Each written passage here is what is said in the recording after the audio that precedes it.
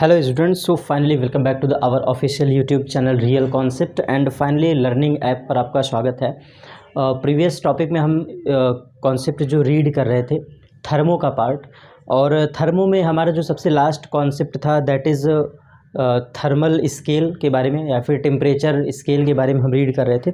तो वहीं से टॉपिक को आज आगे कंटिन्यू करेंगे और उम्मीद करता हूं कि आप सभी ने अगर रिवाइज़ किया होगा, टॉपिक को थोड़ा मन से पढ़े होंगे तो वो कॉन्सेप्ट क्लियर हो गया होगा।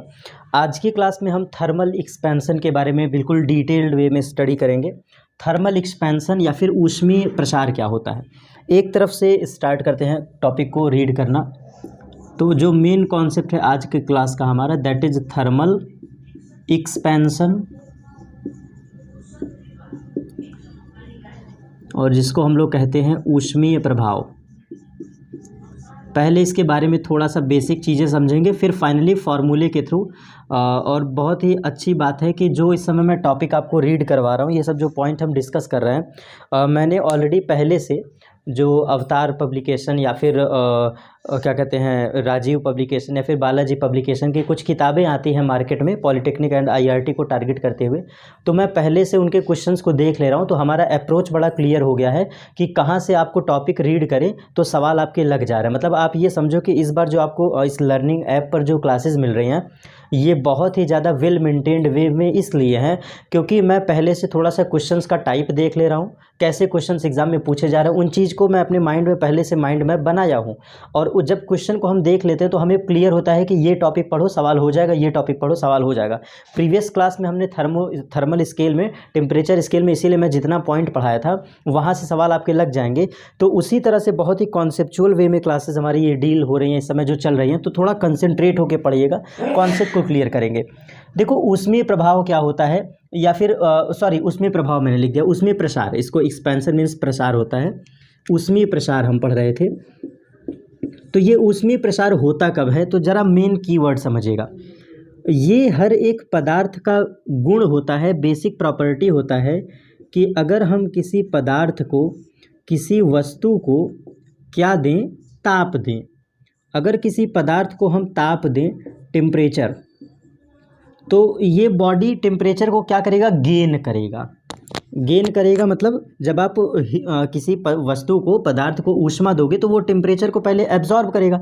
तो एब्जॉर्ब करने का मतलब है वो जो आप उस पदार्थ को गर्म कर रहे हो तो ये कुछ भाग क्या करेगा, ऊष्मा को अवशोषित करेगा। बहुत ही ध्यान से समझिएगा, धीरे धीरे टॉपिक को कोरिलेट कर रहे हैं। हो सकता है बेसिक सवाल यहाँ से भी आ जाए।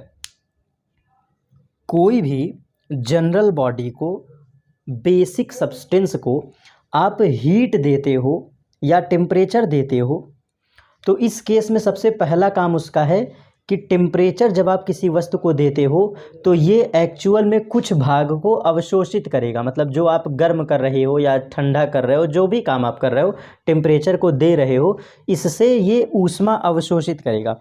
और जब कोई बॉडी ऊष्मा अवशोषित करेगी तो ऊष्मा का अवशोषण हो रहा है, हीट यहाँ पे एब्जॉर्ब हो रही है, तो हम कह सकते हैं कि एक रूप से हमें यहाँ पे ऊर्जा दिखाई देना चाहिए। मतलब एनर्जी हमें दिखना चाहिए, एनर्जी हमें दिखना चाहिए। ठीक है, तो इस दौरान होगा क्या, जब किसी वस्तु को हम ताप देते हैं, ऊष्मा देते हैं, ऊर्जा देते हैं, तीन टर्म देखो हो गया। जब किसी पदार्थ को हम या तो ताप दें, या तो ऊष्मा दें, या तो ऊर्जा दें, तो ये चीज़ें वस्तु के अंदर अवशोषित होंगी। और जब अवशोषित होंगी तो ड्यू टू टेम्परेचर, ध्यान दीजिएगा, इंग्लिश एंड हिंदी बाइलिंगुअल पढ़ा रहा हूँ। Due to temperature and due to heat, this body will expand, this body will expand। कुछ समझ में आया? तो ये वस्तुएं जो हैं प्रसार करने लगेंगी, वस्तुओं में फैलाव होने लगेगा, ये बॉडी फैल जाएगी। तो इसी को हम डील करते हैं तीन प्रकार से। तो ऊष्मीय प्रसार क्यों होता है, ये लॉजिक आपको समझ में आया। अगर आप ये तीन लॉजिक, ये तीन फैक्ट किसी सब्सटेंस को देंगे तो due to temperature, due to heat इसमें प्रसार होगा। और तीन प्रकार से ऊष्मीय प्रसार हमें दिखाई देने को मिलता है। तो हमारा पहला टॉपिक होगा, एक होता है रेखीय प्रसार, रेखीय प्रसार। दूसरा होता है क्षेत्रफलीय प्रसार, क्षेत्रफलीय प्रसार।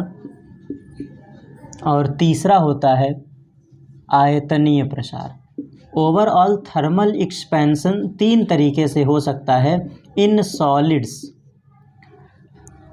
ये जो हम ऊष्मीय प्रसार पढ़ रहे हैं, खास तौर पे हम ऊष्मीय प्रसार ठोसों में भी पढ़ेंगे, द्रव में भी पढ़ेंगे, गैस में भी पढ़ेंगे। तो जब कोई वस्तुओं में प्रसार होता है due to heat, due to temperature, तो ठोसों में जो प्रसार होता है वो हमारा तीन तरीके से होता है, रेखीय प्रसार, क्षेत्रफलीय प्रसार और आयतनीय प्रसार। तो फाइनली ये जो मैंने 3 नंबर लिखा है, आप इसको हेडिंग की तरह लिखेंगे, ठोसों में प्रसार मीन्स एक छोटा सा मैं सब हेडिंग लगा दे रहा हूँ, ठोसों में ऊष्मीय प्रसार, ठोसों में ऊष्मीय प्रसार। तो ठोसों में ऊष्मीय प्रसार तीन तरीके से होता है, नोट डाउन कर लीजिएगा। थर्मल एक्सपेंशन का मतलब हमने समझ लिया, ठीक। और इंग्लिश में इसको कहते हैं थर्मल एक्सपेंशन इन सॉलिड्स।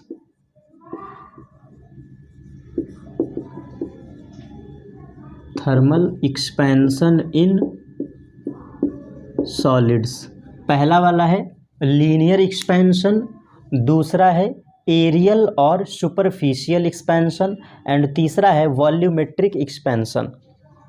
ठीक है, तीनों का मतलब बिल्कुल क्लियर हो गया। फर्स्ट वाले को लीनियर एक्सपेंशन इन सॉलिड्स, दूसरा एरियल और सुपरफिशियल। इस क्षेत्रफली को इंग्लिश में हम लोग एरियल और सुपरफिशियल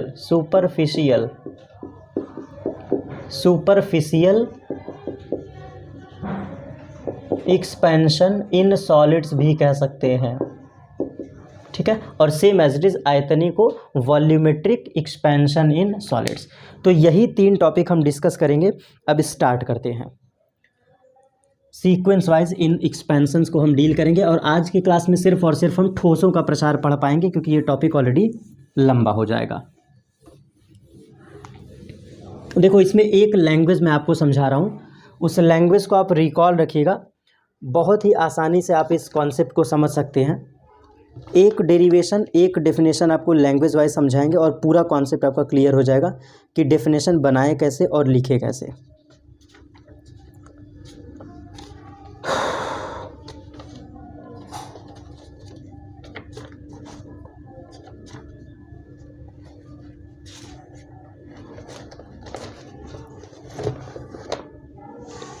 चलिए देखिएगा,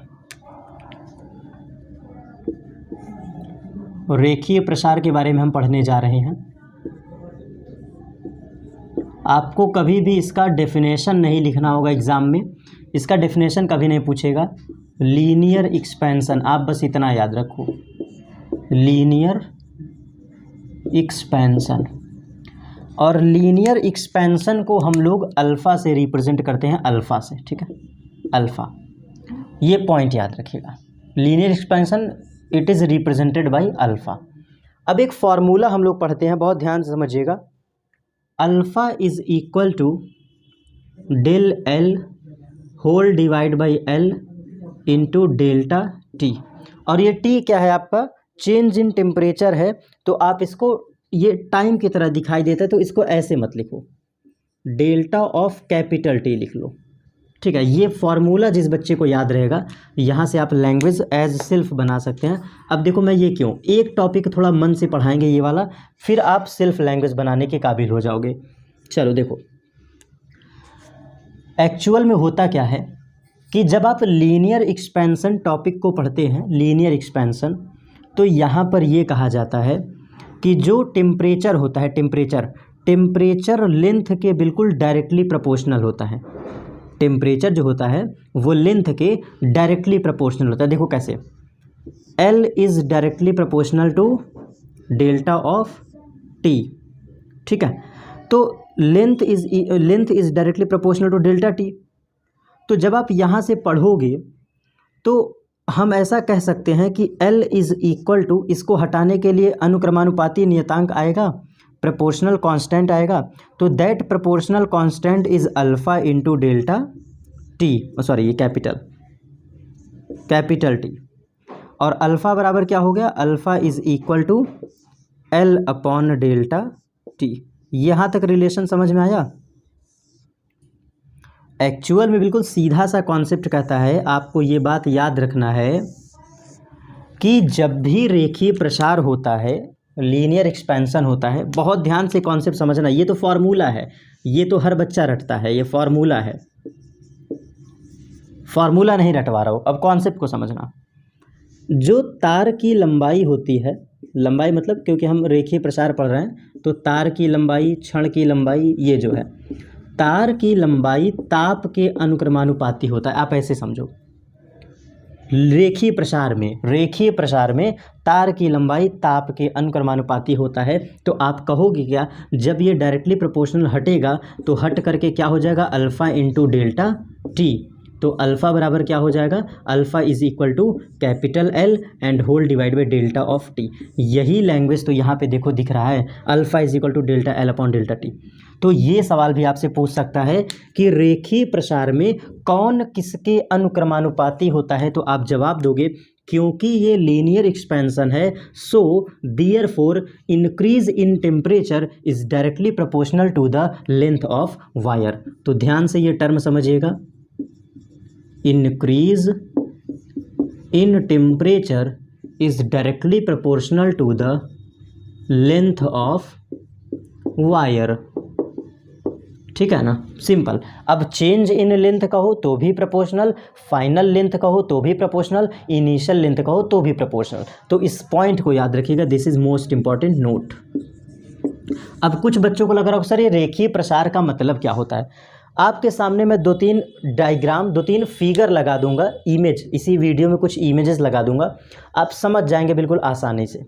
देखो रेखीय प्रसार कहाँ होता है, ऐसे समझो, आपने एक रॉड लिया, L लेंथ का रॉड लिया और इसको गर्म कर दिए। क्या कर दिए, गर्म। तो गर्म करोगे तो ये एक्सपेंड कर जाएगा, थोड़ा सा इधर बढ़ जाएगा, थोड़ा सा इधर बढ़ जाएगा, इसी को कहते हैं रेखीय प्रसार।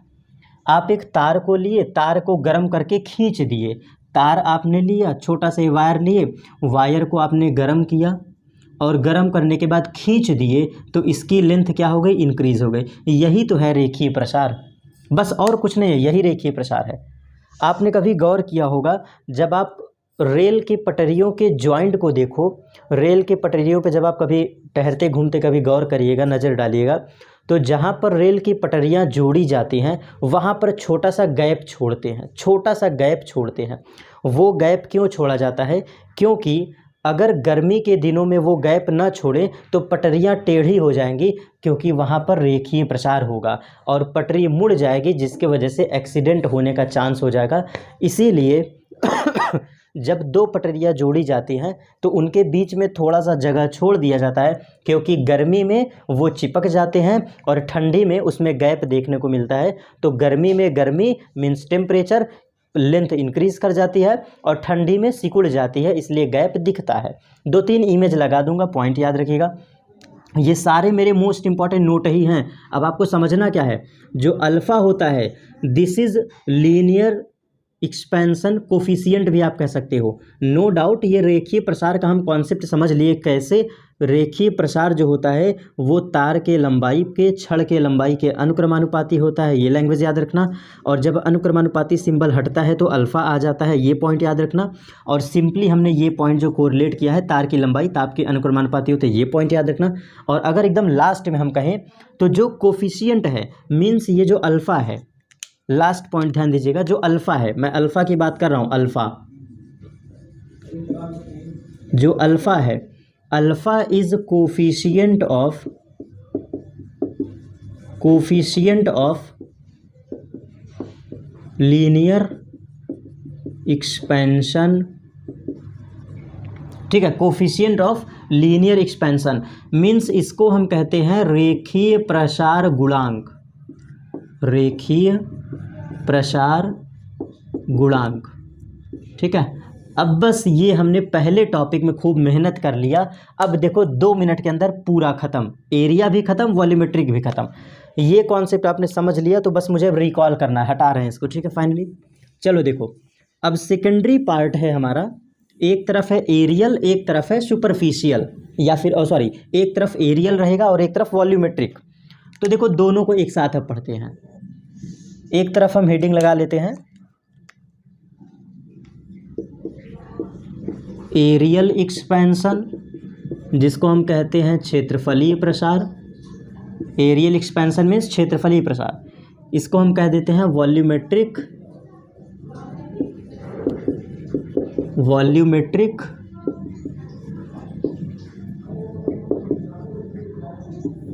वॉल्यूमेट्रिक एक्सपेंशन, क्षेत्रफलीय प्रसार, आयतनीय प्रसार। बहुत छोटा सा कॉन्सेप्ट जो अभी पढ़े हो, ध्यान से सुनना। अब यहाँ पे कैसे लिखोगे, एरियल एक्सपेंशन को बीटा से रिप्रेजेंट करते हैं। बीटा बराबर delta of A whole divide by A and delta T degree centigrade. पिछला वाले फॉर्मूले को गौर से करो, यही पॉइंट हमने लिखा था, तो यही पॉइंट आपको कोरिलेट करना है। सर कैसे, देखो यहाँ का टॉपिक समझना। यहाँ पर ये कहते हैं जो एरिया होता है, एरिया, एरिया ऑफ बॉडी, जो एरिया ऑफ बॉडी होगा this is proportional to the temperature. जो एरिया ऑफ बॉडी होगा मतलब कि वस्तु का जो क्षेत्रफल होगा, यहाँ पर आपको ये समझना है कि जो वस्तु का क्षेत्रफल है, जैसे वहाँ लंबाई था वैसे यहाँ क्षेत्रफल, तो वस्तु का क्षेत्रफल अनुक्रमानुपाती होगा तापांतर के या ताप में वृद्धि के। तो यहाँ से क्या करोगे, sir area is directly proportional to temperature लिखे हैं क्या? हाँ, यही लिखा हूँ, area is directly proportional to temperature. तो ए बराबर क्या हो जाएगा, इसको हटाने के लिए अनुक्रमानुपाती नियतांक आएगा, दैट इज़ बीटा, और बीटा इंटू टी, छोटा सा डेल्टा लगा दे रहा हूँ, छोटा सा डेल्टा। तो बीटा बराबर क्या हो गया, बीटा बराबर ए अपॉन डेल्टा टी। तो यही टर्म तो बेटा फिर से वही आ गया, यही टर्म तो फिर से आ गया। तो आपको फिर समझने को क्या मिला, increase in area is directly proportional to the temperature difference of the body. Sir क्या बोले, किसी वस्तु का तापांतर उसी वस्तु के क्षेत्रफल के अनुक्रमानुपाती होता है, और जब ये हटेगा तो एक कांस्टेंट आएगा, that constant is area expansion in solids. ठीक है, तो ये फॉर्मूला याद रखना। ठीक है, बीटा, एरियल एक्सपेंशन को बीटा से लिखते हैं, ऊपर रहेगा चेंज इन एरिया, नीचे है इनिशियल एरिया, अभी इसको भी लिखते हैं। तो ये पॉइंट आपको याद। अब आओ आगे, वॉल्यूम में क्या करना है, बहुत आसान है। चलो देखो, फिर आप बोलोगे volume of body, volume of body is directly proportional to the temperature. Sir क्या लिखे हैं, वस्तु का आयतन, वस्तु का जो आयतन होगा ये अनुक्रमानुपाती होगा तापांतर के या फिर ताप के। ठीक है, दोनों का मतलब सेम। तो volume is directly proportional to delta T. जब ये हटेगा तो V बराबर गामा, यहाँ पर गामा आता है, गामा इंटू डेल्टा टी, और हमारा गामा हो गया, gamma is equal to V upon delta T. अब आप कहोगे सर ये कहाँ से आप ले आ दे रहे हैं, बार बार वही रिलेशन हमारा यूज़ हो रहा है, और बार बार हमारा सिंपली वही रिलेशन यूज़ हम कर रहे हैं, बार बार वही रिलेशन हम यूज़ कर रहे हैं। ये है फॉर्मूला। अब सुनिएगा ध्यान से, वॉल्यूमेट्रिक एक्सपेंशन को हम लोग गामा से रिप्रेजेंट करते हैं, एरियल एक्सपेंशन को बीटा से रिप्रेजेंट करते हैं, और मेन फॉर्मूला ये होता है। सर क्या कहने का मतलब, delta L upon L into delta T alpha कहलाएगा, delta area upon area into delta T beta कहलाएगा, delta volume upon volume into delta T gamma कहलाएगा। सिर्फ इतनी बात आप अगर रिकॉल कर लिए तो मैं लास्ट टाइम फिर से एक बार और लिखूंगा, और तीनों डेफिनेशन अब हमारी ख़त्म, क्योंकि कुछ बच्चों के माइंड में थोड़ा सा प्रॉब्लम हो रहा होगा। अभी मैंने सिर्फ फार्मूला बैठाया है और अब हम इसका चल रहे हैं डिटेल्ड स्टडी करने। चलो देखो, जिनको अभी तक भी कुछ नहीं समझ में आया, चलिए गौर करिएगा। यहाँ से एक तरफ अल्फा लिख देते हैं, एक तरफ बीटा लिख देते हैं, एक तरफ गामा लिख देते हैं, ठीक है। Sir what is the mean of alpha? तो linear expansion coefficient, linear expansion coefficient, इसको कहते हैं रेखीय प्रसार गुणांक, ठीक है, रेखीय प्रसार गुणांक। क्लियर?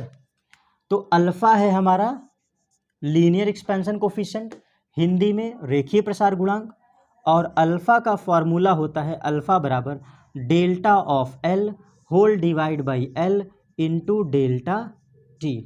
आइए अब समझते हैं। डेल्टा एल का मतलब है लंबाई में वृद्धि। अब ये सभी बच्चे इसको गौर करेंगे।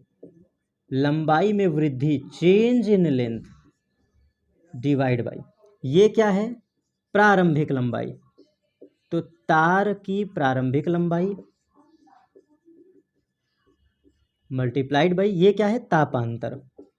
बच्चा सभी लोग इतना याद रखिएगा, ये फॉर्मूला सिर्फ तभी लगाना जब चेंज इन लेंथ आपको दिया हो, इट मीन्स प्रारंभिक लंबाई दिया हो, अंतिम लंबाई दिया हो, तापांतर दिया हो कि कितना टेम्परेचर बढ़ाए हो, 10 डिग्री सेंटीग्रेड से 20 डिग्री सेंटीग्रेड, 40 डिग्री सेंटीग्रेड से 50 डिग्री सेंटीग्रेड, 0 डिग्री सेंटीग्रेड से 70 डिग्री सेंटीग्रेड, 120 से 240, 250 से 300, कितना बढ़ाया, कितना चेंज इन टेम्परेचर किया, दैट इज डेल्टा टी, ठीक है, सिंपली। और अल्फा आपका क्या है? Linear expansion coefficient.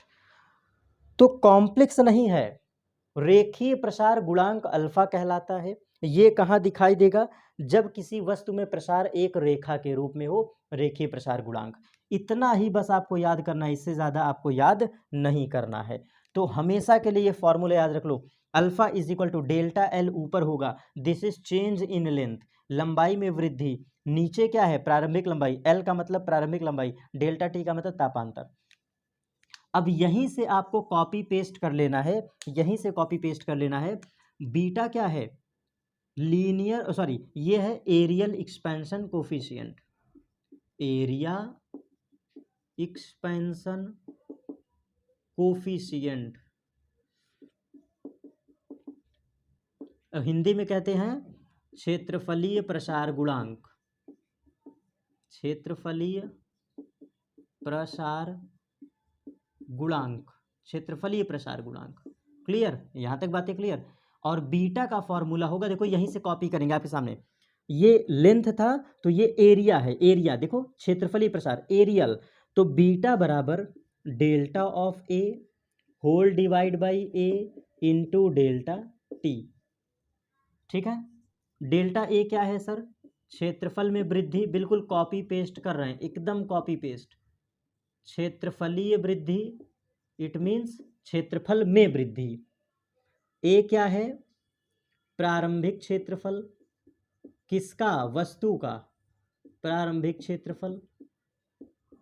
और डेल्टा टी क्या है? तापांतर, टेम्परेचर डिफरेंस। इंग्लिश वाले सुन लो, इंग्लिश वाले सुन लो, change in length, initial length, temperature difference. यहाँ पर इंग्लिश वाले सुन लो, change in area, initial area, temperature difference. Clear? तो देखो एकदम कॉपी पेस्ट है कि नहीं? Copy paste. और फिर गामा क्या हो गया भाई? इतना तो सेल्फ कर लो, ये तो सेल्फ बना लो, कम से कम एक काम तो आप सेल्फ कर लो, बाकी मैंने बता दिया। गामा क्या है? वॉल्यूम एक्सपेंशन कोफिशिएंट, हिंदी में आयतनीय प्रसार गुणांक, ठीक है। और गामा बराबर क्या होगा? ऊपर वॉल्यूम, देखो गामा बराबर ऊपर है डेल्टा वॉल्यूम डिवाइड बाई नीचे है वॉल्यूम, नीचे है वॉल्यूम इनटू डेल्टा टी। ये क्या है? Change in volume. ये क्या है? Initial volume. ये क्या है? Temperature difference. क्लियर? उम्मीद करता हूं क्लियर हो गया होगा। अब लास्ट में सुनिएगा, इस पॉइंट्स के अलावा तीनों का यूनिट, तीनों का यूनिट, तीनों की यूनिट बात करो, अल्फा बीटा गामा, रेखीय प्रसार गुणांक, क्षेत्रफलीय प्रसार गुणांक, आयतनीय प्रसार गुणांक, तीनों का जो मात्रक होता है, तीनों का जो मात्रक होता है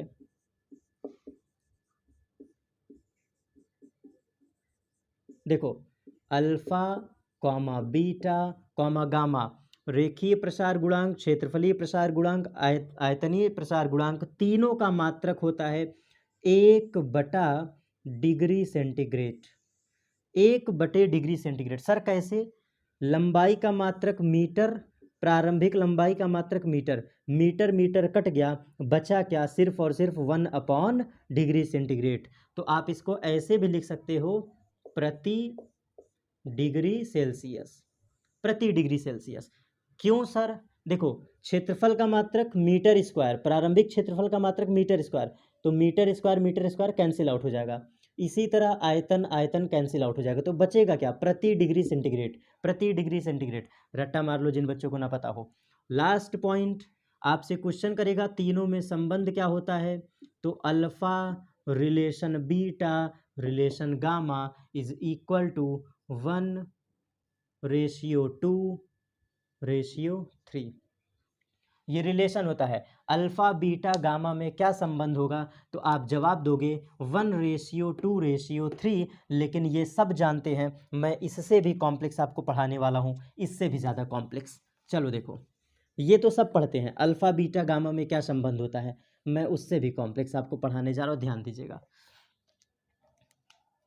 आपसे पूछे रेखीय प्रसार गुणांक, रेखीय प्रसार गुणांक, आपसे क्वेश्चन किया जाए कि रेखीय प्रसार गुणांक तथा क्षेत्रफलीय प्रसार गुणांक में संबंध बताओ।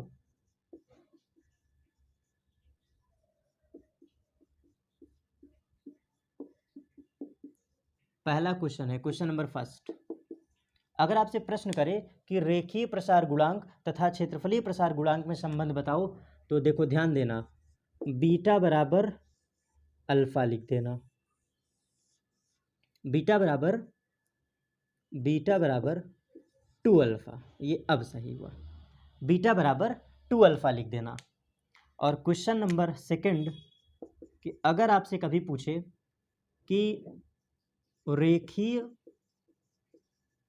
तथा आयतनीय में क्या संबंध है, संबंध पहले सुनते जाना, आयतनीय में क्या संबंध, मतलब रेखीय प्रसार गुणांक तथा आयतनीय प्रसार गुणांक में संबंध क्या है। मैं पहले और तीसरे में बता रहा हूँ, पहले और तीसरे में। तो रेखीय और आयतन में होता है gamma is equal to 3 times alpha, ये संबंध याद रखना, रेखीय और आयतन में। बिल्कुल क्लियर, मोस्ट इंपॉर्टेंट, इसको याद कर लो बच्चा।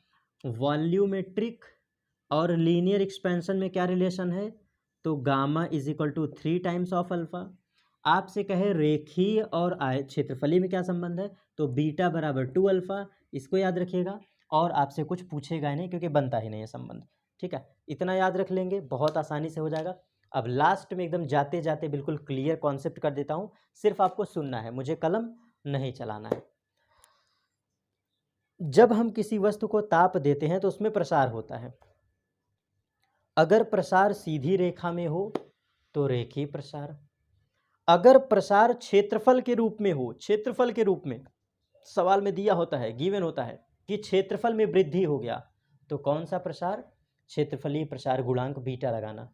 और अगर कभी सवाल पढ़ो किसी गोले का आयतन बढ़ जाए, किसी घन का आयतन बढ़ जाए, किसी आयत का आयतन बढ़ जाए, किसी बेलन का आयतन बढ़ जाए, किसी शंकु का आयतन बढ़ जाए, इतना मैंने बोला ना, फिर से सुन लो, किसी गोले का आयतन बढ़ जाए, किसी शंकु का आयतन बढ़ जाए, किसी घन का आयतन बढ़ जाए, किसी आयत का आयतन बढ़ जाए, इन सभी केस में जब आयतन में वृद्धि हो जाए तो गामा लगाना, तीसरा रिलेशन। और बाकी फॉर्मूला आपके सामने रिप्रेजेंट था। तो फाइनली यही हमारा लास्ट कॉन्सेप्ट है, बस यूनिट याद रखो, फॉर्मूला याद रखो, और एक्सपेंशन कब कौन सा कहाँ होगा, इतना मैंने अभी एक्सप्लेन कर दिया। मिलते हैं फाइनली नेक्स्ट क्लास पर। तो अगले क्लास पे हम बात करेंगे कि द्रवों में प्रसार कैसा होता है, expansion in liquids. Thank you dear students, मिलते हैं फिर फाइनली नेक्स्ट क्लास पर।